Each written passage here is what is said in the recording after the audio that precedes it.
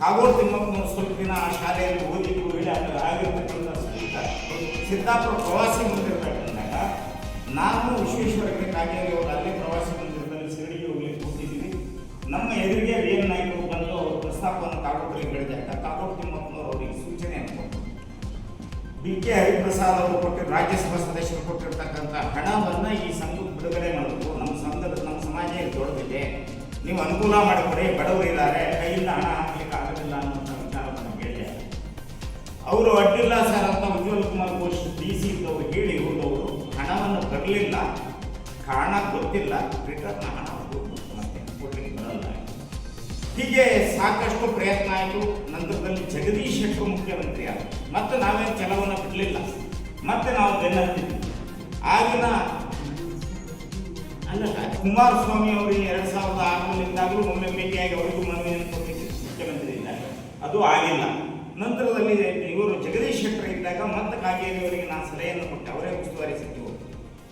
Sir ಒಂದು ಕೆಲಸ ಮಾಡಿ, ನಮಗೆ ತಗೊಳ್ಳಿಕ್ಕೆ ಆಗ್ತಾ ಇಲ್ಲ, ನೀವೇನಾದರೂ ಮಾಡಿ ನಿಮ್ಮ ಬಜೆಟ್ನಲ್ಲಿ ಹಾಕಿ ಕೊಡಿ ಅಂತ ಹೇಳಿ ಜಗದೀಶ್ ಶೆಟ್ಟರ್ ಇದ್ದಾಗ 1 ಕೋಟಿ ರೂಪಾಯಿ ಈ ಸಮುದಾಯ ಭವನಕ್ಕೆ ಕೊಡ್ತಾ ಇದ್ದೀವಿ ಹೇಳಿ ಬಜೆಟಿನಲ್ಲಿ ಮಂಡಿಸಿದ್ರು. ಕಾಗೇರಿಯವರನ್ನು ಹೇಳಿ ಮಂಡಿಸಿದ್ರು. ಅದಕ್ಕೆ ಸಂಬಂಧಪಟ್ಟಂತ ಅಭಿನಂದನೆಗಳನ್ನು ಜಾಹೀರಾತುಗಳು ಎಲ್ಲ ಆಗಿದೆ. ಈ ಹಿಂದೆ ಯಾರ್ಯಾರು ನಮಗೆ ದುಡ್ಡು ಬರದೇ ಇರಲಿ, ಯಾರ್ಯಾರು ಹೆಲ್ಪ್ ಮಾಡಿದಾರೋ ಅವರೆಲ್ಲರಿಗೂ ಸಮಾಜದ ವತಿಯಿಂದ ಅಭಿನಂದನೆಯನ್ನು ಸಲ್ಲಿಸುವಂಥ ಕೆಲಸವನ್ನು ಆ ಕ್ಷಣದಲ್ಲಿ ನಾವು ಮಾಡಿದ್ದೀವಿ. ಪೇಪರ್ನಲ್ಲಿ ಜಾಹೀರಾತುಗಳನ್ನು ಕೊಡ್ತಿದ್ವಿ. ಆ ಹಣವನ್ನು ಎಲ್ಲರೂ ನಾವೇ ಸಂಗ್ರಹಿಸಿ ಕೊಡ್ತಾ ಇದ್ವಿ. ಮತ್ತೆ ಬೆಂಗಳೂರಿಗೆ ಹೋಗಲಿ, ಎಲ್ಲೇ ಹೋಗಲಿ, ಕಾರ್ಯಕ್ರಮ ಹೋಗಲಿ, ನಮ್ಮದೇ ಪ್ರಯತ್ನದಲ್ಲಿ ಇಷ್ಟೆಲ್ಲ ಪ್ರಯತ್ನಗಳನ್ನು ಮಾಡಿ ಆ ದುಡ್ಡನ್ನು ನಮಗೆ ಬದಲಾದ ಸರ್ಕಾರದಿಂದ ಅದನ್ನು ತಗೊಳ್ಳಿಕ್ಕಾಗಿಲ್ಲ. ಬಜೆಟ್ ಹೋಯ್ತು. ಸಹಜವಾಗಿ ಏನಾಗುತ್ತೆ, ಸಮಾಜದ ಮುಂದೆ ಹೋದರೆ ದುಡ್ಡನ್ನು ಕೊಡ್ತೇನೆ ಅಂತಾರೆ ಮತ್ತೊಂದು ಅಂತ ಎಲ್ಲರೂ ಸೇರಿ ನಾವು ತಿರುಗಾಟವನ್ನು ಮಾಡ್ತೀವಿ. ತಿರುಗಾಟ ಮಾಡಿ ನೋಡಿದ್ವಿ. ಪಂಚಾಯತಿ ಹೋಗಿ ಸಭೆಗಳನ್ನು ಮಾಡಿ ಅದು ಬಹುತೇಕ ಎಲ್ಲರೂ ಪಾಲ್ಗೊಂಡವರು ಇದ್ದಾರೆ. ಎಲ್ಲರೂ ಪಾಲ್ಗೊಂಡರು. ಪಂಚಾಯತಿ ಹೋಗಿ ನಾವು ಸಭೆಗಳನ್ನು ಮಾಡಿ ಇಲ್ಲಿ ಒಂದೊಂದು ಸಂಘಟನೆಯನ್ನು ಮಾಡಿಕೊಂಡು ಹಣ ಒಟ್ಟು ಮಾಡಬೇಕು. ಪ್ರತಿಭಾವಂತ ವಿದ್ಯಾರ್ಥಿಗಳಿಗೆ ನಾವು ಪ್ರತಿಭಾ ಪುರಸ್ಕಾರವನ್ನು ಮಾಡಬೇಕು. ಸಮಾಜಕ್ಕೊಂದು ಸಮುದಾಯ ಭವನ ಬೇಕು, ಸಂಘದ ಒಂದು ಬಯಲಾ ಪ್ರಕಾರ. ಹಾಗಾಗಿ ಅದರಲ್ಲಿ ಮದುವೆ ಮಾಡಬೇಕು, ಮತ್ತೊಂದು ಯಾವುದೇ ಕಾರ್ಯಕ್ರಮ ಮಾಡಬೇಕು, ಕಡಿಮೆ ಹಣದಲ್ಲಿ ಅವರಿಗೆ ನಾವು ವ್ಯವಸ್ಥೆಯನ್ನು ಕಲ್ಪಿಸಬೇಕು. ಹೀಗೆಲ್ಲ ಸಾಕಷ್ಟು ಯೋಜನೆಗಳನ್ನು ಇಟ್ಟುಕೊಂಡು ಪ್ರಯತ್ನವನ್ನು ಮಾಡಬೇಕು. ಬಹುತೇಕ ಆನಂದ್ ನಾಯಕರು ಏನೇನು ಪ್ರಯತ್ನವನ್ನು ಮಾಡಬೇಕು. ಅನಂತಕುಮಾರ್ ಹೆಗಡೆ ಅವರು 10 ಲಕ್ಷ ಕೊಟ್ಟಂಥದ್ರಲ್ಲಿ ಎಲ್ಲ ಕಟ್ಟಾಗಿ ಬರುವಂಥ ಹಣ, ವೈದ್ಯರು ಕೊಟ್ಟಂಥ 5 ಲಕ್ಷದಲ್ಲಿ ಎಲ್ಲ ಕಟ್ಟಾಗಿ ಬರುವಂಥ ಹಣ, ಸಮಾಜದ ಕೆಲವು ಅಭಿಮಾನಿಗಳು ಬೆರಳಿಕೆ ಜನ ಪ್ರಯತ್ನ ಮಾಡಿ ಅದು 500 ಇರ್ಬೋದು, 100 ಇರ್ಬೋದು, 1000 ಇರ್ಬೋದು, 5,000 10,000ವರೆಗೆ ಕೊಟ್ಟಂಥ ಜನ ಆಗಿದ್ರು. ಇವರು ಅದು ನಂತರ ಇವರು ಒಂದು ನಿರ್ಧಾರಕ್ಕೆ ಬಂದರು. 12 ವರ್ಷ ಆಯಿತು. ನಾನು ಬಹುತೇಕ ಅವರ ಅಭಿಪ್ರಾಯವನ್ನು ವ್ಯಕ್ತಪಡಿಸಿದ್ದಾರೆ. ಅವರು ಹೇಳಲ್ಲ, ಈಗ ಅವರ ಆ ಸಂದರ್ಭದ ನೋವಿನಲ್ಲಿ ಅವರ ಅಭಿಪ್ರಾಯ ವ್ಯಕ್ತಪಡಿಸಿದ್ದಾರೆ. ನನಗೆ ಬೇಕಾದಂಥ ಒಬ್ಬ ವ್ಯಕ್ತಿಯಿಂದ 18 ಗುಂಟೆ 6ನೇ ಜಾಗವನ್ನು ಅತಿ ಕಡಿಮೆ ರೇಖೆಯಲ್ಲಿ ಖರೀದಿ ಮಾಡಿದೆ. ನನ್ನ ಹತ್ರ ಹಣ ಇತ್ತು ವೈಯಕ್ತಿಕ ತಗೊಳ್ಳಿಕ್ಕೆ, ಆದರೆ ನಾನು ನಮ್ಮ ಸಮಾಜಕ್ಕೆ ಒಳ್ಳೇದಾಗಲಿ ಹೇಳಿ ನಾನು ತಗೊಂಡೆ. ಮೊದಲು ಪೇಮೆಂಟ್ ನಾನೇ ಕೊಟ್ಟೆ, ನಂತರದಲ್ಲಿ ಅಲ್ಪ ಸ್ವಲ್ಪ ಬೇರೆಯವರು ಕೊಟ್ಟರು, ನಾನೇ ಕೊಟ್ಟದನ್ನು ಖರೀದಿ ಮಾಡಿದೆ. ಇವತ್ತದು ಕೋಟಿಗಟ್ಟಲೆ ರೂಪಾಯಿ ಬೆಲೆ ಮಾಡಬೇಕು. ನಾವು ತಪ್ಪು ಮಾಡಿಬಿಟ್ಟಿವಿ ಅನ್ನುವಂಥ ವಿಚಾರ ಬಂತು. ಜೊತೆಯಲ್ಲಿ ಅರ್ಧಕ್ಕೆ ನಿಂತಹ ಕಟ್ಟಡವನ್ನು ನೋಡಿ ನಾವೆಲ್ಲರೂ ವಿಚಾರ ಮಾಡ್ತೀವಿ. ಅದನ್ನು ಮುಂದುವರಿಸಲಿಕ್ಕೆ ಎಷ್ಟೇ ಮನೆ ಬಾಗಿಲಿಗೆ ಹೋಗಲಿ, ಎಷ್ಟೇ ಪ್ರಯತ್ನವನ್ನು ಮಾಡಲಿ, ಈ ಕಟ್ಟಡವನ್ನು ನಮ್ಮ ಹತ್ರ ಪೂರ್ಣಗೊಳಿಸ್ಲಿಕ್ಕಾಗಲ್ಲ. ಸರ್ಕಾರದ ಹಣ ತಗೊಳ್ಳಿಕ್ಕಾಗಲ್ಲ. ಈಗೇನು ಮಾಡೋದು, ಜಾಗ ಖಾಲಿ ಇದ್ರೂ ಅದಕ್ಕೊಂದು ಬೆಲೆ, ಮತ್ತೊಬ್ಬರಿಗೆ ಮಾರೋದು ಅಥವಾ ಮುಂದೆ ಯಾರು ಕಟ್ಟಿಗೆ ಹೋಗ್ತಾರೆ. ಇದು ನಮ್ಮ SM ನಾಯ್ಕ ಹೋಗ್ತಿದ್ರು, ಕರ್ಮನೆ ಮೌಲೇಶ್ವರ ನಾಯ್ಕರು ಸಾಕಷ್ಟು ಜನ ವಿಚಾರ ಮಾಡಿದ್ರು. ಆ ಬಿಲ್ಡಿಂಗನ್ನು ಹಾಗಾದ್ರೆ ಹಾಳು ಬಿದ್ದಿದೆ, ಅದನ್ನು ಡೆಮೋಲಿಷ್ ಮಾಡಿಬಿಟ್ರೆ ಮುಗೀತಲ್ಲ, ಖಾಲಿ ಜಾಗನೂ ಆಗಲಿ, ರಗಲೇ ಬೇಡ, ಇನ್ನು ನಮ್ಮ ಹತ್ರ ಎಲ್ಲ ಪ್ರಯತ್ನ ಆಯಿತು, ಈ ಕೋಟಿಗಟ್ಟಲೆ ರೂಪಾಯಿ ಹಾಕ್ಲಿಕ್ಕೆ ಆಗಲ್ಲ ಅನ್ನುವಂಥ ವಿಚಾರ ಬಂದಾಗ ಒಂದು ಕಂತಿನ ಜೊತೆಯಲ್ಲಿ ಒಂದು ಕಂತು ಬರಲ್ಲ. ಸಾರ್ವಜನಿಕರು ಪ್ರಶ್ನೆ ಕೇಳೋ ಹಾಗೆ ನಿಮ್ದು ಯಾಕೆ ಲೇಟ್ ಆಯ್ತು ಅಂದರೆ 7.5 ಲಕ್ಷ ಕೊಟ್ಟಂದ್ರೆ ಮತ್ತೆ ಹಿಂದುಳಿದ ವರ್ಗದ ಇಲಾಖೆ ದುಡ್ಡು ಬರಲಿಲ್ಲ. ವರ್ಷಗಟ್ಟಲೆ ಹೋಯ್ತು. ನಾಗರಾಜ್ ನಾಯ್ಕರು ನಾನು ಎಲ್ಲ ಸೇರಿ ನಂದೇ ಕಾರ್ ತಗೊಂಡು ಬೆಂಗಳೂರಿಗೆ ಹೋಗಿ ಶ್ರೀರಾಮುಲು ಅವರು ಹಿಂದುಳಿದ ವರ್ಗದ ಇಲಾಖೆ ಮಂತ್ರಿ ಅವ್ರ ಮನೆಗೆ ಹೋಗಿ ಭೇಟಿ ಮಾಡಿದೆ. ನಾನು BJP ಜಿಲ್ಲಾಧ್ಯಕ್ಷ ಇದ್ದೆ. ನನ್ನ ಬದಿ ಕರೆದು ನಾನು ಬಾರಪ್ಪ ಇದ್ದೀನಿ, ಸರ್ಕಾರದಾಗೆ ದುಡ್ಡಿಲ್ಲ, ಎಲ್ಲಿಂದ ಕೊಡೋದಪ್ಪ ನಿನಗೆ? ಸರ್ಕಾರ ಮಂಜೂರಿಗೆ ಕಾಗದ ಪತ್ರದಾಗ ಆಗಿದೆ, ದುಡ್ಡು ಕೊಡಬೇಕಲ್ಲ. ಹಾಗೆ ಅವರು ಕೊಟ್ಟಂಗೆ ಅದು ಮುಗಿಯಿತು. ಮುಗಿದ ನಂತರದಲ್ಲಿ ಮತ್ತೆ ಹಾಳಾಗಿತ್ತು 7-8 ವರ್ಷ. ನೋಡಿದ್ರೆ ಎಲ್ಲರಿಗೂ ಗೊತ್ತಿದೆ ಅದು ಕಟ್ಟಡ. ಮತ್ತೆ ಯಥಾ ಪ್ರಕಾರ ಹಾಗೆ ಲಂಡನ್ ಗಿಡ ಬೆಳೆದು ಶೌಚಾಲಯ ಆಗಿ ಬಳಸಿದ್ರು, ದನಕರದ ಜೊತೆಯಲ್ಲಿ ಜನನೂ ಬಳಸಿದ್ರು, ರಾತ್ರಿ ಎಂಡ ಕುಡಿಯೋ ಬಾಟ್ಲಿ ಹೋಗಿದ್ರು, ಊಟ ಮಾಡಿದ ಪ್ಲೇಟು ಪ್ಲಾಸ್ಟಿಕ್ ಹೊಟ್ಟೆಗಳನ್ನು ಅಲ್ಲಿ ಹೋಗಿದ್ರು. ನಾವು ಮತ್ತೆ ಪತ್ರಿಕೆಯಲ್ಲಿ ಸೋಷಿಯಲ್ ಮೀಡಿಯಾದಲ್ಲಿ ಪ್ರಚಾರವನ್ನು ಕೊಟ್ಟು ಶ್ರಮದಾನ ನಮ್ಮ ದೊಡ್ಡಮನೆ ತುದಿಯಿಂದ ಹಿಡಿದು ಮೈನಗುಂಡಿ ಶ್ರೀಧರನಿಂದ ಗೋಪಾಲ್ ನಾಯ್ಕರಿಂದ ಹಿಡಿದು ಇಲ್ಲಿ ಇದ್ದವರೆಲ್ಲ ಸೇರಿ ಆ ಎಲ್ಲ ಗಲೀಜುಗಳನ್ನು ತೆಗೆಯುವಂಥ ಕೆಲಸವನ್ನು ನಮ್ಮ ಅಧ್ಯಕ್ಷರಿಂದ ಎಲ್ಲರೂ ಸೇರಿ ನಾವು ಮಾಡಿದ್ದೀವಿ. ಎಷ್ಟು ವರ್ಷ? 7-8 ವರ್ಷಗಳ ಕಾಲ ಮಾಡಿದ್ದೀವಿ. ಯಾರೂ ಭಾಳ ಜನ ತಲೆ ಹಾಕಲಿಲ್ಲ. ಜನರನ್ನ ಅಲ್ಲೇ ಇರೋರು ಅವರಿಗೆಲ್ಲ ಗೊತ್ತಿದೆ. ಉಳಿದವರೆಲ್ಲ ಹೋಗಿ ತೆಗಿತಾ ಇದ್ವಿ. ಲಂಡನ್ ಗಿಡ ಹಾಕಿರೋದು, ಕಲ್ಲು ಎತ್ತೋದು, ಅಲ್ಲಿ ಹಾಕಿರೋಂಥ ತರಿಸಿ ಹಾಕಿರ, ಇವರು ತರಿಸಿ ಹಾಕಿರ ಮರಳು ಕಲ್ಲು ಜಲ್ಲಿಯನ್ನೆಲ್ಲ ರಾತ್ರಿ ರಿಕ್ಷಾ ತುಂಬಿ ಹೊರಟು ಯಾರ್ಯಾರೂ ಮುಂದಕ್ಕೆ ಬರಲಿಲ್ಲ. ಆಯ್ತಾ? ಆ ನಂತರದಲ್ಲಿಯೂ ಸಹ ಆ ಹಣವನ್ನು ತಗೊಂಡು ಏನು ಮಾಡೋದು, ಏನಾದರೂ ಮಾಡಬೇಕಲ್ಲ, ಮತ್ತೆ ಮುಂದುವರಿಬೇಕು ಅಂದಾಗ ನಾವು ಕೆಲವರು ಪ್ರಮುಖರು ವಿಚಾರ ಮಾಡಿ ಒಂದು ಎಸ್ಟಿಮೇಷನ್ ಮಾಡಿ ಒಂದು ಸ್ಲ್ಯಾಬ್ ಆದರೂ ಹಾಕಿ ಮುಗಿಸೋಣ. ಇದೆ ಹಿಂಗೆ ಇಟ್ಟರೆ ಆಗಲ್ಲ. ಅವ ಸಿಮೆಂಟ್ ಕಂಪನಿಯವರು 5-6 ಕಂಪನಿಯವರು ಕಚ್ಚಿ ಅವರೆಲ್ಲ ಟೆಸ್ಟ್ ಮಾಡಿ ಕಬ್ಬಣ ಮತ್ತು ಕಟ್ಟಡ ಎರಡೂ ಚೆನ್ನಾಗೇ ಇದೆ, ಇದರ ಮೇಲೆ ಇನ್ನೊಂದು ಸ್ಲ್ಯಾಬ್ ಹಾಕಲಿಕ್ಕೆ ನಿಮ್ಗೆ ಏನೂ ತೊಂದರೆ ಇಲ್ಲ, ಟೆಕ್ನಿಕಲ್ ಒಪಿನಿಯನ್ನ ನಾವು ಕೊಡ್ತಾ ಇದ್ದೀವಿ, ನೀವು ಮಾಡಿ ಅಂದಾಗ ಸುಮಾರು 45 ಲಕ್ಷ ರೂಪಾಯಿ ಹಣ ಬೇಕಾಗುವುದು ಅಂತಾಗ ನಾವೆಲ್ಲ 1 ಲಕ್ಷ ರೂಪಾಯಿ ಹಾಕೋದು ಒಳ್ಳೆ. ನಮ್ಮ ಗೌರವ ಅಧ್ಯಕ್ಷರಂತ ಆನಂದ್ ನಾಯ್ಕರು, ನಾನು, ಕೆ.ಇ. ನಾಗರಾಜ್ ಅವರು, ಎಸ್.ಎಂ. ನಾಯ್ಕ ವಕೀಲರು ಇರ್ಬೋದು, ನಮ್ಮ ಅಣ್ಣ ಇರ್ಬೋದು, ಎಲ್ಲ 1 ಲಕ್ಷ, ಕೆಲವರು 5,000 ಹಾಕಿದ್ದಾರೆ, ಕೆಲವರು 25,000 ಹಾಕಿದ್ದಾರೆ. ಹೀಗೆ ಸಾಕಷ್ಟು ಹಣವನ್ನು ಹಾಕಿ ನಾವು ಕಟ್ಟಡವನ್ನು ಮತ್ತೆ ಪ್ರಾರಂಭ ಮಾಡಿ ಒಂದು ಸ್ಲ್ಯಾಬ್ ಮುಗಿಸ್ಬೇಕು ಅನ್ನೋ ಕಾರಣಕ್ಕೆ ನಾವೇ ದುಡ್ಡನ್ನು ಹಾಕಿ ಜನರು ಕೊಟ್ಟರು, ಇಲ್ಲಾದ್ರಿಲ್ಲ. ನಮ್ಮ ಮಾತು ಕೇಳ ಅಂತವರು ದಿನೇಶ್ ಪಟೇಲ್ ಹತ್ರ ಹೋದ್ವಿ, 25,000 ಎಷ್ಟು ತಂದ್ವಿ. ಅನಿಲ್ ದೇವನಹಳ್ಳಿ ಅವ್ರ ಹತ್ರ ಹೋದ್ವಿ, 51,000 ಕೊಟ್ಟರು. ಆಮೇಲೆ ಹೋಗಿ ಓಡಾಡಿ ಬೇರೆ ಬೇರೆ ಸಮಾಜದವ್ರ ಹತ್ರ ಕಲೆಕ್ಟ್ ಮಾಡಿದ್ವಿ. ಹಾಗಾಗಿ ಆ ಹಣವನ್ನು ಹಾಕಿ ನಾವು ಕೆಲಸವನ್ನು ಪ್ರಾರಂಭ ಮಾಡಿದ್ವಿ. ಆ ನಂತರ 2022ನೇ ಇಸ್ವಿಗೆ ಮಾನ್ಯ ಆಗಿನ ವಿಧಾನಸಭಾ ಅಧ್ಯಕ್ಷರಾಗಿರ್ತಕ್ಕಂಥ ವಿಶ್ವೇಶ್ವರ ಕಾಗೇರಿ 2 ಕೋಟಿ ರೂಪಾಯಿ ಅನುದಾನವನ್ನು ಏನೋ ಮಾಡಿ ಅವರು ಹಿಂದುಳಿದ ವರ್ಗದ ಇಲಾಖೆಯಿಂದ ಬಿಡುಗಡೆ ಮಾಡಿದ್ರು.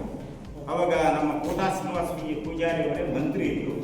ಆ ಹಣ ಬಂದ ಕೂಡಲೇ ಮತ್ತೆ ಅವರನ್ನು ಮೇಲಿನ ಏನು 1ನೇ ಮಾಡಿಯ ಕಟ್ಟಡ ಆಗೋದ್ರಿಂದ ಭೂಮಿ ಪೂಜೆಗೆ ಕೋಟಾ ಶ್ರೀನಿವಾಸ ಪೂಜಾರು, ಕಾಗೇರಿಯವರು ಜೊತೆಯಲ್ಲಿ ಉಳಿದಂಥ ಕೆಲವು ಪ್ರಮುಖರನ್ನೆಲ್ಲ ಕರೆದ್ವಿ. ಅವ್ರನ್ನೆಲ್ಲವನ್ನೂ ಕರೆದು ಅಲ್ಲಿ ಭೂಮಿ ಪೂಜೆ ಮಾಡಿದ್ವಿ. ಅದನ್ನೆಲ್ಲ ನೋಡಿದ ನಂತರ 50 ಲಕ್ಷ ರೂಪಾಯಿ ಪ್ರಥಮ ಕಂತು ಬಂತು. ತಗೊಳ್ಬೇಕಾದ್ರೆ ಸಾಕಷ್ಟು ತಾಪತ್ರೆಗಳಾಗಿದೆ. ಕಾರವಾರ ತಿರುಗಾಟ ಎಲ್ಲ ನಮ್ಮ ದುಡ್ಡಿನಾಗ ಮಾಡಿದ್ವಿ. ಸಂಘದ ದುಡ್ಡು ಏನು ಬಳಸಿಲ್ಲ. ಅದರಲ್ಲಿ ಓಡಾಟ ನಂದೇ ಕಾರ್ಯಕ್ರಮದಿಂದ ನಮ್ಮ ಪ್ರವೀಣನ ಬೆಳಗಾವಿ ಜಾಗಕ್ಕೆ ಹೋಗ್ತಿದ್ವಿ. ಕಾರವಾರ ಎಲ್ಲ ಹೋಗಿ ತಗೊಳ್ಳೋದು ಬೇರೆ ಇದೆ. ಕೊನೆಗೆ ಕೋಟಾ ಶ್ರೀನಿವಾಸ ಪೂಜಾರು ನಂದೇ ಇಲಾಖೆ ಮತ್ತು ನೀವು ಬೇಗ ಮಾಡಿದ್ರೆ 1 ಕೋಟಿ ಬಿಡುಗಡೆ ಮಾಡ್ತೀವಿ, ಮತ್ತೊಂದು ಕೋಟಿ ಕೊಟ್ಟರು. ಅದಕ್ಕೆ 2 ಕೋಟಿಯಲ್ಲಿ 1.5 ಕೋಟಿ. ಆ ನಂತರ ದುಡ್ಡಿಲ್ಲ ಹೇಳಿ 50 ಲಕ್ಷ ಯಾಕೆ ವಿಳಂಬ ಆಯ್ತು ಅನ್ನೋದಕ್ಕೆ ಎಲ್ಲ ಪ್ರಶ್ನೆ ಹೇಳಬೇಕು. ದುಡ್ಡಿಲ್ಲ ಹೇಳಿ ನನಗೆ 2022 ಆಗಿದ್ದಲ್ಲ ಎಳ್ಕಂತ ಬಂತು. ಹೋದ ಸಲ ಕೊನೆಗೆ ಮತ್ತೆ 50 ಲಕ್ಷ ರೂಪಾಯಿ ದುಡ್ಡು ಬಂದಾಗ ಇಲಾಖೆಗೆ ದುಡ್ಡು ಬಂದಾಗ ಜಮಾ ಮಾಡ್ತಾರೆ. ಮಾಡಿದ ನಂತರ ಮೊನ್ನೆ ಆ ಕೆಲಸ ಕಾರ್ಯಗಳು ಪೂರ್ಣಗೊಂಡು ಈಗ UCಗೂ ಸಹ ನಮಗೆ ಲೇಟ್ ಆದಗಳು ನೋಟಿಸ್ ಕೊಟ್ಟರು. ಮೊನ್ನೆ ಬಂದಿದೆ ನೋಟಿಸ್. ಸರ್ಕಾರದ ಹಣ ಸರ್ಕಾರಿ ನೌಕರರ ಕೈಯಾಗಿರೋದ್ರಿಂದ ಅದೆಲ್ಲ ಕಟ್ಟಲಿಕ್ಕೆ ಸಾಧ್ಯ ಆಗಿದೆ. ಇದು ಹಂಗೆಲ್ಲ ನಾವು ಇಲ್ಲದೆ ಇರೋ ದುಡ್ಡಿಗೆ ಬಿಲ್ಡಿಂಗ್ ಕಟ್ಟೋದು ಜಾಗದೇ ಇದೆ. ಹೇಗೆ ಕಟ್ಟೋದು? ಪಟ್ಟಣ ಪಂಚಾಯತಿಂದ ಪರ್ಮಿಷನ್ ತಗೊಳ್ಳಿಕ್ಕೆ ದುಡ್ಡು ತುಂಬಲಿಕ್ಕೆ ನಮ್ಮ ಹತ್ರ ಹಣ ಇಲ್ಲ. ಈ ಸಂದರ್ಭದಲ್ಲಿ ಎಲ್ಲ ಹಿರಿಯರ ಒತ್ತಾಯ ಮೇರೆಗೆ ನಾನು ಅಧ್ಯಕ್ಷ ಆದ ನಂತರದಲ್ಲಿ ಯಾಕೆ ಹಣ ವಾಪಸ್ ಹೋಗ್ತೈತಿ ಅನ್ನೋದನ್ನು ತಿಳ್ಕೊಂಡಾಗ ಸಹಜವಾಗಿ ಏನೇ ಮಾಡಿದರೆ ಸಾಕು ಬಿಲ್ಡಿಂಗ್ ಅನ್ನು ಕಟ್ಟಬಹುದು ಅನ್ನೋದು ಸಲಹೆ ಮೊದಲಿತ್ತು ಅಧ್ಯಕ್ಷ. ಆದರೆ ಏನಾಗಿದೆ, ರೆಸಿಡೆನ್ಸಿಯಲ್ ಏನೇ ಮಾಡಿ ಇಟ್ಬಿಟ್ಟಿದ್ದಾರೆ ಅವರು. ಸರ್ಕಾರದ ಯಾವುದೇ ಯೋಜನೆಯ ಹಣವನ್ನು ನಾವು ತಗೊಳ್ಳಬೇಕಾದ್ರೆ ವಾಣಿಜ್ಯ ಉದ್ದೇಶ ಇದ್ದರೆ ಮಾತ್ರ, ವಸತಿ ಅಲ್ಲ ಅದು ವಾಣಿಜ್ಯ ಉದ್ದೇಶ ಇದ್ದರೆ ಮಾತ್ರ ಸ್ಥಳೀಯ ಸಂಸ್ಥೆಯ ಅನುಮತಿ ಪತ್ರವನ್ನು ನಾವು ಇಡಬೇಕಾಗುತ್ತೆ. ಅನುಮತಿ ಪತ್ರವನ್ನು ತಗೊಂಡಿಡಬೇಕು ಅಂದ್ರೆ ನಾವೇನು ಮಾಡೋದು ಅಂತೇಳಿ ಕಮರ್ಷಿಯಲ್ ಏನೇಗೆ ಎಸ್.ಎಂ. ನಾಯ್ಕರು ಹೇಳಿ ಕಮರ್ಷಿಯಲ್ ಏನೇಗೆ ಹಾಕಿ, ಕಮರ್ಷಿಯಲ್ ಏನೇಗೆ ಸಾಕಷ್ಟು ಸಮಯ ಹಿಡಿತು. ಕಮರ್ಷಿಯಲ್ ಏನೇ ಮಾಡಿದ್ವಿ. ಆ ನಂತರದಲ್ಲಿ ಲೇಔಟಿಗೆ ಕೊಟ್ಟು ಎಷ್ಟೇ ಸಲ ರೌಂಡ್ ಮಾಡಿದ್ರು ಗೊತ್ತಿದೆಯಲ್ಲ, ಟೌನ್ ಪ್ಲಾನಿಂಗ್ ಸ್ವರೂಪದಲ್ಲಿ ಮಾಡೋದು. ನನ್ನ ಜೊತೆ ನಾಗರಾಜ್ ನಾಯ್ಕರು, ನಮ್ಮ ಹೊಸೂರು ಮಾರುತಿ ನಾಯ್ಕರನ್ನು ಕರ್ಕೊಂಡು ಹೋಗಿದ್ದೆ. ಪ್ರಶ್ನೆ ಕೇಳಿದೆ, ಯಾವ್ದಾರು ಕಾನೂನು ತೊಡಕಿದ್ರು ಮಾಡಬೇಕ್ರಿ, ಇದ್ದೆ ಅಂದ್ರೆ ಮಾಡಬೇಕಲ್ಲ. ಏನು ಮಾಡಿದ್ರು ಒಪ್ಪೋದಿಲ್ಲ. ಮಾಡೋದು ನಿಮ್ಮ ಚೀಫ್ ಆಫೀಸರ್ ಸಹ್ಯ ಒಂದು ಜಾಗ ಇರ್ತಾನೆ, ಹೋಗೋದಾಗ ಒಂದು ಹೇಳು, ನಾವು ಸಮಯವನ್ನು ಮಾಡಿಕೊಂಡು ಹೋಗೋದು. ಅವ್ರು ಉತ್ತರ ಹೇಳಿ. ಆ ಸಂದರ್ಭದಲ್ಲಿ ಧರಣಿ ಕೊಡುತ್ತಾನೆ ಗಲಾಟೆ. ನಾವು ಧರಣಿ ಕೊಡೋದು ವೇಳೆ ಕೊಡ್ತೀವಿ. ಚೀಫ್ ಆಫೀಸರ್ ಕಾರವಾರ ಹೋಗ್ಲಿಕ್ಕೆ ದೊಡ್ಡಮನೆ ತುದಿಯಾಗಿತ್ತು. ಅವ್ರು ಒಂದು ಸಹಿ ಇಲ್ಲ ಅನ್ನೋದಕ್ಕೆ ಸೀಲ್ ಹಾಕ್ಯಾರೆ, ಸಹಿ ಇಲ್ಲ ಅದ್ರ ಮೇಲೆ ಅಂದ್ಕೊಂಡು ಆ ಚೀಫ್ ಆಫೀಸರಿಗೆ ಜೋರು ಮಾಡಿ ಅಲ್ಲಿಂದ ವಾಪಸ್ ಕರೆಸಿ ಸಿರ್ಸಿಗೆ ಅವರು ಸಹಿ ತಗೊಂಡು ಆನಂತರ ಹೊಂದಾಣಿಕೆ ಮೇಲೆ ಇಡಿ ಮತ್ತು ಉಳಿದಂಥ ಇಂಜಿನಿಯರ್ ಜೊತೆಯಲ್ಲಿ ಅವ್ರಿಗೆ ಊಟ ಎಲ್ಲ ನಮ್ಮ ಜೊತೆಯಲ್ಲೇ ನಿಮ್ಮ ಜೊತೆಗೆ ಊಟ ಮಾಡ್ಕೊಂಡು ಊಟ ಮಾಡಿಕೊಂಡು ಅದೇ ದಿನ ನಾವು ಪರ್ಮಿಷನ್ ತಗೊಂಡು ಬಂದ್ವಿ. ಅದರಲ್ಲಿ ಸಾಕಷ್ಟು ಇವರು ಅಧ್ಯಕ್ಷರಿದ್ದಾಗಲೇ ಕಾಗೋಡು ತಿಮ್ಮಪ್ಪನವರು ಉಳಿದಂಥವರು ದೇಶಪಾಂಡೆ ಅವರು ಉಸ್ತುವಾರಿ ಸಚಿವರಿದ್ದಾಗ ಸಾಕಷ್ಟು ಒತ್ತಡಗಳನ್ನು ವಿ.ಎನ್. ನಾಯ್ಕರಿಂದ ಹಿಡಿದು ಭಾಳ ಜನ ಹೋಗಿ ಒತ್ತಡ ಎಲ್ಲರೂ ಸೇರಿ ಹಾಕಿದ್ರು. ಆ ನಂತರ ಅವರು ಇಲ್ಲೇ ಉಸ್ತುವಾರಿ ಸಚಿವರಿಗೆ ಹೇಳಿ 25 ಲಕ್ಷ ರೂಪಾಯಿ ಹಣವನ್ನು ಹಿಂದುಳಿದ ವರ್ಗದ ಇಲಾಖೆಯಿಂದ ಕೊಡ್ಲಿಕ್ಕೆ ಬರುತ್ತೆ ಕೊಡಿ ಅಂತ. ಯಾಕಂದ್ರೆ ನಮ್ಮದು ಲೇಔಟ್ ಆಯಿತು, ನಾವೆಲ್ಲ ಕೈಯಿಂದ ಕೆಲವರು ಹಣವನ್ನು ಹಾಕೊಂಡು ಮುನ್ಸಿಪಲ್ನ ಪರ್ಮಿಷನ್ ತಗೊಳ್ಬೇಕಾದ್ರೆ 3-4 ಲಕ್ಷ ರೂಪಾಯಿನ ತುಂಬಬೇಕಾಗಿತ್ತು ನಾವು. ಡೆವಲಪ್ಮೆಂಟು ಪರ್ಮಿಷನ್ ಅಂತ ಅದನ್ನೆಲ್ಲ ತುಂಬಿ ತಗೊಂಡಿವೆ. ತಗೊಂಡು ಇಟ್ಟು ಕೊಟ್ಟಾಗ ಹಣ ಮಂಜೂರಿ ಆಯಿತು. 9 ಮೊನ್ನೆ ಪ್ರೆಸ್ ಮೀಟ್ನ ಹೋದವಾರ ಹೇಳಿದ್ರು, 9 ಸ್ಥಳೀಯ ಸಂಸ್ಥೆಗಳಿಗೆ ಅಂದರೆ ಈ ಸಂಘಗಳಿಗೆ ದುಡ್ಡನ್ನು ಕೊಟ್ಟಿತ್ತು ಸರ್ಕಾರ ಹಿಂದುಳಿದ ವರ್ಗದ ಇಲಾಖೆಯಿಂದ. ಆದರೆ 8 ಜನರಿಗೆ ತಗೊಳ್ಳಿಕ್ಕಾಗಿಲ್ಲ. ನಾವು ಇದನ್ನೆಲ್ಲ ದಾಖಲಾತಿಯನ್ನು ಮಾಡಿಕೊಂಡು ದುಡ್ಡು ಕೊಡೋದ್ರೊಳಗೆ ಆ ದುಡ್ಡು ವಾಪಸ್ ಹೋಗ್ಬಿಟ್ಟಿತ್ತು. ಮತ್ತು ಆವಾಗ ಕಾಗೇರಿ ಅವ್ರನ್ನ ಹಿಡಿದು ಒತ್ತಡವನ್ನು ಹಾಕಿ ಆ ದುಡ್ಡನ್ನು ವಾಪಸ್ ತರಿಸಿ 29/10 ಅಂದರೆ ಅಕ್ಟೋಬರ್ 29ನೇ ತಾರೀಕು 2006ರಲ್ಲಿ ಸಮುದಾಯ ಭವನದ ಶಿಲಾನ್ಯಾಸವನ್ನು ಅನಂತಕುಮಾರ್ ಹೆಗಡೆ ಅವರು ಕೊಟ್ಟಂತ 10 ಲಕ್ಷ, ವಿವೇಕಾನಂದ ವೈದ್ಯರು ಕೊಟ್ಟಂತ 5 ಲಕ್ಷದಲ್ಲಿ ಸಮುದಾಯ ಭವನದ ಶಿಲಾನ್ಯಾಸ ಕಾರ್ಯಕ್ರಮವನ್ನು ಮಾಡಲಿಕ್ಕೆ ನಾವು ನಮ್ಮ ಸಮಾಜದ ಮುಖಂಡರು, ಮಾಜಿ ಮುಖ್ಯಮಂತ್ರಿ ಆಗಿರೋರು, ಹಿರಿಯರಾಗಿರ್ತಕ್ಕಂಥವರು, ಸನ್ಮಾನ್ಯ ಬಂಗಾರಪ್ಪನವರು ಆ ಸಮಾರಂಭ ಕರೆದಿದ್ರು. ಸರ್ಕಾರದ ಪ್ರೋಟೋಕಾಲ್ ಪ್ರಕಾರ ಆ ಕಾರ್ಯಕ್ರಮ ಶಿಲಾನ್ಯಾಸವನ್ನು ಅನಂತಕುಮಾರ್ ಹೆಗಡೆ ಅವರು ಮಾಡಬೇಕಾಗಿತ್ತು. ಸ್ವತಃ ಬಂಗಾರಪ್ಪನವರೇ ಬಂದು ಈ ಶಿಲಾನ್ಯಾಸವನ್ನು ಮಾಡ್ತಾರೆ ಅಂತ ಅಂದಾಗ ನಾನು ಮಾಡಲ್ಲ, ಬಂಗಾರಪ್ಪನವ್ರ ಕೈಯಲ್ಲೇ ಈ ಶಿಲಾನ್ಯಾಸವನ್ನು ಮಾಡಿಸ್ತೇನೆ ಅಂತ ಅವ್ರು ಮಾಡಿದ್ದಾರೆ. ಆಗಿನ ಉಸ್ತುವಾರಿ ಸಚಿವರಾಗಿರತಕ್ಕಂಥ ಶಿವಾನಂದ ನಾಯ್ಕರು ಬಂದಿದ್ದರು. ಅವರು ಎಲ್ಲವರಿಗೂ ನಾವು ಹಣ ಕೊಟ್ಟ ಬಗ್ಗೆ ಮಾಹಿತಿಯನ್ನು ಕೊಡೋದ್ರ ಜೊತೆಯಲ್ಲಿ ಪತ್ರಿಕಾಗೋಷ್ಠಿಯನ್ನು ನಡೆಸಿ ಹೇಳಿಕೆ ಕೊಡೋದ್ರ ಜೊತೆಯಲ್ಲಿ ಜಾಹೀರಾತುಗಳನ್ನು ಕೊಡೋದ್ರ ಮುಖಾಂತರ ಮತ್ತು ಆ ಸಭೆಯಲ್ಲಿ ಶಿಲಾನ್ಯಾಸ ಸಂದರ್ಭದಲ್ಲಿ ಅವರಿಗೆ ನಾವು ಸನ್ಮಾನ ಮಾಡುವಂಥ ಕೆಲಸವನ್ನು ನಾವು ಮಾಡಿದ್ವಿ. ನಾವು ಕೊಡುವಂಥ ಕಾಗದ ಪತ್ರಗಳು ಕಡಿಮೆ ಪ್ರಮಾಣದ ನಮಗೆ ಸಾಕು. ನಾವು ಭಾಳ ಕಾಗದ ಪತ್ರಗಳನ್ನು ಮಾಡಿ ಕೊಡೋದಿಲ್ಲ. ಪಟ್ಟಣ ಪಂಚಾಯತ್ ಪರ್ಮಿಷನ್ ಮತ್ತೆ ರಿನ್ಯೂವಲ್ ಮಾಡಿ ಲಕ್ಷಾಂತರ ರೂಪಾಯಿ ಖರ್ಚು ಮಾಡಿ ಕೊಡೋ ಅವಶ್ಯಕತೆ ಇಲ್ಲ. ಮೇಲಾಗಿ ನಮ್ಮದು ಆಡಿಟ್ ಆಗ್ತಕ್ಕಂಥ ಸಂಸ್ಥೆ. ನಮ್ಗೆ ಯಾರೇ ಹಣವನ್ನು ಕೊಡಲಿ, ನಮಗೆ ಸರ್ಕಾರದಿಂದ ಬರಲಿ, ಪ್ರತಿಯೊಂದು ವರ್ಷ ಆಡಿಟ್ ಮಾಡ್ತೇವೆ. ಆಡಿಟಿನ ವರದಿಯಲ್ಲಿ ಇದೆ ನಾವು ಈಗ 10 ರೂಪಾಯಿ ದೇಣಿಗೆಯನ್ನು ಈಗ ತಗೊಳ್ಳಾಗಿಲ್ಲ. ನಾವು ಅದನ್ನು ಬೆಂಗಳೂರು ಹೋಗಿ ಚಾರ್ಟರ್ಡ್ ಅಕೌಂಟೆಂಟ್ ಹತ್ರ ಹೋಗಿ ಅದಕ್ಕೆ ಸಂಬಂಧಪಟ್ಟಂಥ ಕಾಗದ ಪತ್ರವನ್ನೆಲ್ಲ ಪೂರೈಸಿದ ನಂತರ ಇನ್ನು ಹಣ ತಗೊಳ್ಬೇಕು. ಅದನ್ನೆಲ್ಲ ಮಾಡೋವರೆಗೆ ಹೋದರೆ ನಮ್ಮದು ಮತ್ತೊಂದು ವರ್ಷ ಮುಂದೂಡುದು ಕಟ್ಟಡ. ಹಾಗಾಗಿ ನಿರ್ಮಿತಿಯವರಿಗೆ ನೀವು ಹಣವನ್ನು ಕೊಡಿ ಅಥವಾ ಲ್ಯಾಂಡ್ ಆರ್ಮಿಗೆ ಕೊಟ್ಟರೆ ನಮ್ಮ ಸಂಘಕ್ಕೆ ಅಥವಾ ಟೆಂಡರ್ ಮಾಡೋದು ಬೇಡ, ನಮಗೆ ಬೇಗನೆ ಕೆಲಸ ಆಗಬೇಕು ಅಂತ ಹೇಳುವಂಥ ಮನವಿಯನ್ನು ನಾವು ಸಂಘವರೆಲ್ಲರೂ ಸೇರಿ ಸ್ವತಃ ಹಿನ್ನೆಲೆಯಲ್ಲಿ ಮಾಡಿ ಅವರು 50 ಲಕ್ಷ ಕೊಟ್ಟವರಿಗೆ 1 ಕೋಟಿ ಮಾಡಿದ್ದಾರೆ. 1 ಕೋಟಿ ಮಾಡಿದ್ದಾರೆ. ನಂತರ 50 ಕೊಡ್ತೇನೆ ಅಂದರೆ ವೈಯಕ್ತಿಕವಾದಂಥ ಹಣವನ್ನು ಕೊಡ್ತೇನೆ ಅಂದರೆ ಎಲ್ಲರಿಗೂ ನಾವು ಏನು ಪತ್ರಿಕಾ ಜಾಹೀರಾತುಗಳ ಮುಖಾಂತರವಾಗಿ ಮೊದಲು ನಾವು ಕೊಡ್ತಾ ಇದ್ದೀವಿ. ಈಗ ಪತ್ರಿಕಾ ಜಾಹೀರಾತನ್ನು ಇವರಿಗೆ ನಾವು ಕೊಟ್ಟಿಲ್ಲ. ಅವ್ರು ಕೊಡ್ತೇನೆ ಹೇಳಿ 3 ದಿನದ ನಂತರದಲ್ಲಿ ಪತ್ರಿಕಾಗೋಷ್ಠಿಯನ್ನು ನಡೆಸಿ. ಹಾಗಾಗಿ ಈ ಎಲ್ಲ ವಿಷಯಗಳನ್ನು ನಾನು ಸಾಕಷ್ಟು ವಿಷಯ ನನ್ನ ನೆನಪಿರೋ ಅನ್ನೋದನ್ನ ಬಹುತೇಕ ಎಲ್ಲವನ್ನು ಹೇಳಿದ್ದೇನೆ. ಯಾರ್ಯಾರು ಏನು ಹಣವನ್ನು ಕೊಟ್ಟಿದ್ದಾರೆ, ಯಾವ್ಯಾವ ಟೈಮ್ನಲ್ಲಿ ಕಂತು ಬಂದಿದೆ ಎಲ್ಲದೂ ಇದರಲ್ಲಿ ನಮ್ಮ ಹತ್ರ ದಾಖಲೆ ಇದೆ. ಹಣ ಕೊಟ್ಟಂಥವರು ಅದರ ಬಗ್ಗೆ ಮಾಹಿತಿಯನ್ನು ಹಣ ಕೊಟ್ಟವರು ನಮ್ಮದು ಸುಮಾರು 32,000 ಚಿಲ್ಲರೆ ಮತದಾರರೇ ಇದ್ದಾರೆ. ಅಂದರೆ ಎಲ್ಲ ಅಷ್ಟು ಜನ ಪ್ರಾಯಸ್ಥರು ಇದ್ದಾರೆ. ನಮ್ಮ ಸಮಾಜದಲ್ಲಿ ಒಂದು ಲೆಕ್ಕ ತೆಗೆದಾಗಿದೆ. ನಮ್ಮ ನಾಗರಾಜ್ ನಾಯ್ಕರು ಮುಖಂಡತ್ವದಲ್ಲಿ ಹಿಂದೆ 4 ವರ್ಷದಿಂದ ಎಲ್ಲ ಲೆಕ್ಕವನ್ನು ತೆಗೆದಿವಿ. ನಾವು 40% ಜನ ಇದ್ದೀವಿ. 40 ಅಲ್ಲ 35% ಈ ಸಮಾಜ ಇದೆ ಈ ತಾಲೂಕಿನಲ್ಲಿ. ಹಾಗಾಗಿ ಎಷ್ಟು ಮತದಾರರು ಇರ್ಬೋದು? 32,000 ಚಿಲ್ಲರೆ ಮತದಾರರು ಇದ್ದಾರೆ. ಇವರೆಲ್ಲರೂ ಪ್ರಾಯಸ್ಥರು.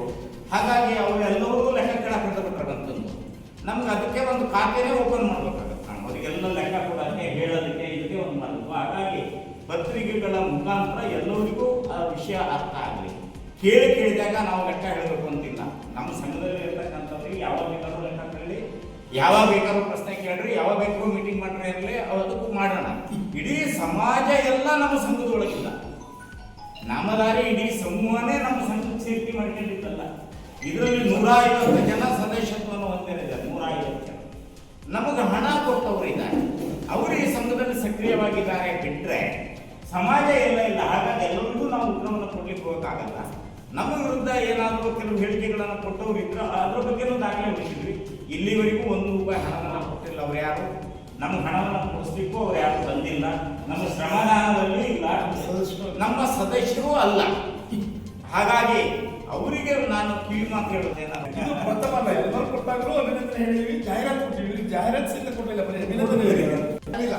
ಯಾವುದೇ ಜಾಹೀರಾತು ಕೊಡ್ಬೇಕಾದ್ರೆ ನಾವು ಅಕೌಂಟ್ ಹಾಕ್ಕೊಂಡಿದ್ದೀವಿ, ಸಂಸ್ಥೆ ಖರ್ಚು ಹಾಕ್ತೀವಿ, ಸಂಸ್ಥೆ ದುಡ್ಡಿಲ್ಲ. 12ನೇ ತಾರೀಕಿಗೆ ಹೇಳಿದ್ವಿ 50 ಲಕ್ಷ ಮಾಡಿ ಕಡೆಗೆ ಎಲ್ಲ ಸೇರಿ ಒಂದ್ಸತಿ ಭೇಟಿ ಆಗೋಣ, ಹೋಗ ಹಿಂದಿನ ದಿವಸ ಬರ್ತೀವಿ ಹೀಗೆ ಅಂತೇಳಿ ಮತ್ತೊಂದು ಸರ್ತಿ ಡಿಸ್ಕಷನ್ ಆಯಿತು. ನಮಗೆ 1.5 ಕೋಟಿದಷ್ಟು ನೀಡ್ಸ್ ಇದೆ. ಅದಿಷ್ಟಾದರೆ ಒಂದು ಸಾರಿ ಬಿಲ್ಡಿಂಗ್ ಕಂಪ್ಲೀಟ್ ಆಗಿದೆ. ನಿಮ್ಮಿಂದ ಸ್ವಲ್ಪ ಅದಕ್ಕೆ ಸಹಕಾರ ಬೇಕು, ಮತ್ತು ನೀವು ಈ ಸರ್ತಿ ಮಾಡಲಿಲ್ಲ ಅಂದರೆ ಕೆಲಸ ಮುಗಿಯೋದಿಲ್ಲ ನಮ್ಮ ಹತ್ರ ಅನ್ನೋ ವಿಚಾರ ಪ್ರಸ್ತಾಪ ಮಾಡಿದ್ವಿ. ಬೆಳಿಗ್ಗೆ ಎಲ್ಲರೂ ಹೋದರು, ಒಂದೇ ರೀತಿ ಮನಸ್ಸಿನಿಂದ ಹೇಳಿದ ನಂತರ 13ನೇ ತಾರೀಕಿಗೆ ನಾವು ಭೇಟಿಯಾಗಿದ್ದು. ಮತ್ತೆ 13 ಸಂಜೆ ನನ್ನ ಹತ್ರ ಡಿಸ್ಕಷನ್ ಮಾಡಿದ್ದು. ಇಲ್ಲ, ನಾನು ಫಸ್ಟ್ ಕಂತಾಗಿ 1 ಕೋಟಿಯನ್ನು ಇವತ್ತು ಸ್ಯಾಂಕ್ಷನ್ ಆರ್ಡರ್ ಕೊಡ್ಸಕ್ಕೆ ಹೇಳ್ತೀನಿ, ಅವರಿಗೆ ಕುಮಾರಿಗೆ ಹೇಳ್ತೀನಿ, ಆ ಕೆಲಸ ಎಲ್ಲ ಆಗ್ತೀನಿ, ನೀವು ಒಂದು ಫಾಲೋ ಅಪ್ ಮಾಡ್ಕೊಳ್ರಿ ಅನ್ನೋ ವಿಚಾರನ ರಾತ್ರಿ ಹೇಳಿದ್ದು. ಬೆಳಿಗ್ಗೆ ಆರ್ಡರ್ ಬಂದಿದೆ, ಸಿಕ್ಕಿದೆ. ಇದು ಸಿಸ್ಟಮ್. ಹಂಗಂತೇಳಿ ಹಿಂದೆ 2014ರಲ್ಲಿ ನಮಗೆ 2 ಕೋಟಿ ಸ್ಯಾಂಕ್ಷನ್ ಆಗಿದೆ ಗೌರ್ಮೆಂಟ್ ಲೆವೆಲಿಂದ. ಆದರೆ ಏನು ನ್ಯೂನ್ಯತೆನೋ ಏನೇನು ತೊಂದರೆ ಆಯಿತು ತೊಡ್ಸೋ ಗೊತ್ತಿಲ್ಲ. 2022 ಒಳಗೆ 22ಕ್ಕೆ ಮತ್ತೆ ಪುನಃ ರೆಕಮೆಂಡೇಶನ್ ಆಗಿ ನಮ್ಗೆ ದುಡ್ಡು ಸ್ಯಾಂಕ್ಷನ್ ಆಗಿದೆ. ಅದೇ ಆದೇಶ 2014 ಆದೇಶ ಕಂಟಿನ್ಯೂಟಿ ಆಗಿ ಫಾರ್ಮೇಶನ್ 2022 ಸುಮಾರು 8 ವರ್ಷ ಅದನ್ನ ಯಾರೋ ತಡೆ ಹಿಡಿದ್ರು, ಅಥವಾ ನಮ್ಮ ನಜರಿಗೆ ಬರದೇ ಇದ್ದಂಗೆ ಆಯಿತು, ಅಥವಾ ಹೆಂಗಿದ್ರು ಇವ್ರು ಶೋಷಿತ ಸಮಾಜದಾಗಿದ್ದಾರೆ ನಡೆದು ಹೋಗ್ತೈತಿ ಅನ್ನೋ ಕಲ್ಪನೆಯಲ್ಲಿ ಬಿಟ್ಟರು, ಏನೋ ಗೊತ್ತಿಲ್ಲ. ನಮ್ಮಲ್ಲಿಲ್ಲ, ಫಾಲೋ ಮಾಡ್ತಾ ಇದ್ದಾರೆ. ನಾಮಧಾರಿ ಸಮುದಾಯ ಭವನ ಅನ್ನುವಂಥ ಹೆಡ್ಡಿಂಗ್ ಇರ್ತೈತಿ ಬಿಟ್ಟರೆ ನಾಮಧಾರಿ ಅವ್ರದ್ದೇ ಭವನ ಅಲ್ಲ. ಯಾಕಂದ್ರೆ ಸರ್ಕಾರ ಹಣ ತಗೊಂಡಾಗ ಜಿಲ್ಲಾಧಿಕಾರಿಗಳಿಗೆ ನಾವು ಮುಚ್ಚಳಿಕೆಯನ್ನು ಕೊಡ್ತೀವಿ, ಎಲ್ಲ ಸಮುದಾಯಗಳಿಗೂ ಖಾಲಿ ಇದ್ದಾಗ ಕೊಡ್ತೇವೆ. ಸಾರ್ವಜನಿಕರಿಗೆ ಮುಕ್ತ ಆಗುತ್ತೆ. ಕಡಿಮೆ ರೇಟಿನಲ್ಲಿ ಬಡವರಿಗೆ ಸಿಗಬೇಕು ಅನ್ನೋಂಥ ಬಯಕೆಯನ್ನು 5 ಲಕ್ಷ ರೂಪಾಯಿ ವಿನಾಯಿತಿ ಕೊಟ್ಟಂಥ ಸಂದರ್ಭದಲ್ಲಿ ಹೇಳಿದ್ದಾರೆ. ಯಾವ ಸಮಾಜದ ಭೇದವನ್ನು ಮಾಡ್ತೇವೆ, ಕೇವಲ ಹಣಕ್ಕಾಗಿ ನೀವು ಮಾಡಬೇಡ್ರಿ ಸಭಾಭವನನ. ಸಮಾಜಕ್ಕೆ ಕಡಿಮೆ ದರದಲ್ಲಿ ಬಡವರಿಗೆ ಸಿಗಲಿ ಹೇಳಿ. ನಮಗೆ ಮೇಂಟೆನೆನ್ಸಿನ ಹಣ ಬಂದರೆ ಸಾಕಲ್ಲ, ನಮ್ಗೆ ಪ್ರತಿದಿನ ನಡೆಸಿ ಹೋಗುವ ಮೇಂಟೆನೆನ್ಸ್ ಹಣ ಬಂದರೆ ಸಾಕು. ವಿನಾಯಕ ಹೆಗಡೆಯವರು ಇನ್ನೂ ಒಂದು ಮಾತು ಮುಂದುವರೆದು ಹೇಳಿದ್ದಾರೆ, ಅದಕ್ಕೆ ಕಟ್ಟಡ ಪೂರ್ಣಗೊಳ್ಳೋದ್ರೊಳಗೆ ಮತ್ತೊಂದು ಕಂತಿನ ಹಣವನ್ನು ನಾನು ಕೊಡ್ತೇನೆ ಹೇಳಿ ಹೋದಂಥವ್ರು ಎದುರಿಗೆ ಹೇಳಿದ್ದಾರೆ. ಹಾಗಾಗಿ ಆ ರೀತಿಯ ಕೊಡ್ತಕ್ಕಂಥವ್ರು ಪತ್ರಿಕೆಯ ಮುಖಾಂತರ ನಾವು ಮನವಿಯನ್ನು ಮಾಡಬೇಕಾಗುತ್ತೆ. ಎಲ್ಲರೂ ಸಹಕಾರವನ್ನು ಕೊಡ್ತಾರೆ, ಹಣ ಕೊಡೋರು ಕೊಡ್ತಾರೆ, ಶ್ರಮ ಕೊಡೋರು ಶ್ರಮ ಕೊಡ್ತಾರೆ. ಎಲ್ಲರೂ ಸೇರಿ ಅದರ ಉದ್ಘಾಟನೆಯನ್ನು ವಿಜೃಂಭಣೆಯಿಂದ ಬೇಕು ಹೇಳಿ ನಮ್ಮ ಉಪಾಧ್ಯಕ್ಷರು ನಾಗರಾಜ್ ಅವರು ಹೇಳಿದ್ರು. ಮೇ ಆಗ್ಬೋದು ಅಂತ ನಾನು ಹೇಳಿದ್ದೇನೆ. ಒಟ್ಟಿನಲ್ಲಿ ಅದಕ್ಕೆ ನಮ್ಮ ಭಟ್ರನ್ನ ಕೇಳಿ ಹಣದ ಸಂಗ್ರಹದ ಮೂಲವನ್ನು ನೋಡಿ ಮುಂದಿನ ಸಲ ಮೇ ಒಳಗಡೆಗೆ ಅದು ಉದ್ಘಾಟನೆ ಆಗೋದು ಖಚಿತ. ಬರೀ ನಮ್ಮ ಸಮಾಜ ಎಲ್ಲ ಹಣ ಕೊಟ್ಟಂತ ಎಲ್ಲವನ್ನೂ ತರೋದು. ಇದಕ್ಕೆ ಯಾರ್ಯಾರು ಸಹಕಾರ ಕೊಟ್ಟಿದ್ದಾರೆ ಅವರೆಲ್ಲವರನ್ನು ಆ ಒಂದು ವೇದಿಕೆ ಗೌರವವನ್ನು ಕೊಡೋದ್ರ ಮುಖಾಂತರ ಈ ಸಮುದಾಯ ಭವನವನ್ನು ಲೋಕಾರ್ಪಣೆಯನ್ನು ನಾವು ಮಾಡ್ತೀವಿ ಅಂತ ಹೇಳಿಕ್ಕೆ ಬಯಸ್ತಾ ಇದ್ದೇನೆ. ವೀಕ್ಷಕ ಮಹಾಪ್ರಭುಗಳೇ, ನಮ್ಮ ಚಾನಲ್ ಅನ್ನು ಸಬ್ಸ್ಕ್ರೈಬ್ ಮಾಡಿ, ಶೇರ್ ಮಾಡಿ, ಪ್ರೋತ್ಸಾಹಿಸಿ.